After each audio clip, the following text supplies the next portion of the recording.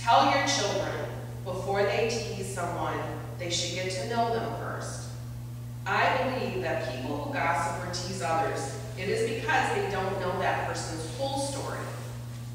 They don't know why they came to school in the same clothes they had on yesterday, or why their hair was not washed.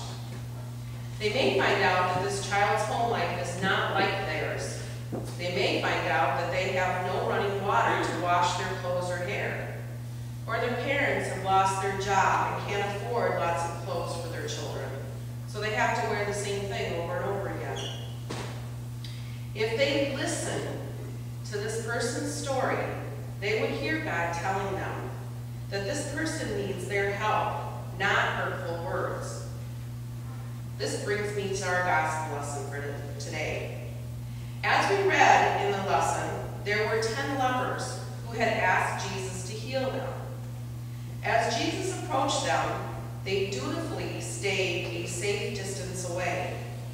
This is what society had told them to do so as to not to infect others of their disease.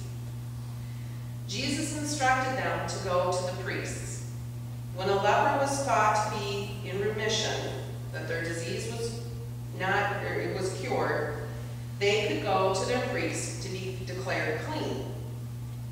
As the 10 were on their way to their priests, they noticed they had already been healed. Now we don't know what the other 9 did, but one returned to Jesus at once and threw himself at his feet and thanked Jesus for healing him. Thanked Jesus for healing him. How often do we thank someone for doing something for us? Hopefully all the time, but sometimes I think we need to be reminded, just to say thank you. The other thing to point out in this lesson is the one who returned to thank Jesus was a Samaritan. Jews did not like Samaritans at all, and most likely had called them bad names in those days. Luke is once again pointing out that God's grace is for everyone. God's grace is for everyone. Not just those who come faithfully to church every Sunday. God's grace is for those who supply local food pantries with food. God's grace is for those who come and use the food pantry so their families will not go hungry. God's grace is for the child that stands up to a bully, for another child because they don't want to see them getting hurt any longer. God's grace is for the bullied child who now has a new friend.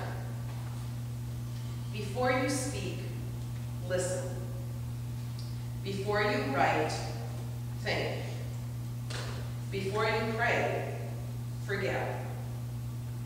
Before you quit, try. Watch your thoughts for they become words. Watch your words for they become actions. Watch your actions for they become habits. Watch your habits for they become character. Watch your character for it becomes your destiny. So, Pastor Mark over the last 3-4 weeks has asked us every week, where have you seen God in the world this week? So I'm asking those questions today. Where have you seen God in the world this week?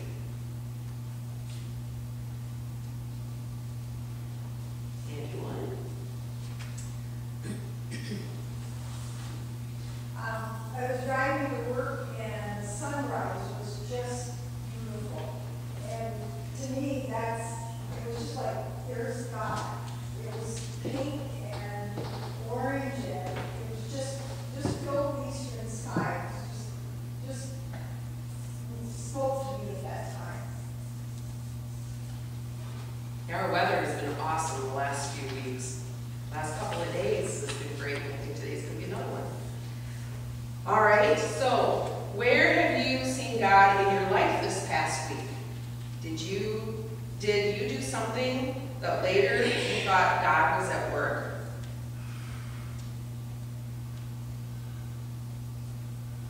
Or how about did someone do something for you and you later thought that was God working? All right, well I know Pastor Mark's going to ask those questions again next week. So be thinking about that, and hopefully today's stories will help you look for those messages.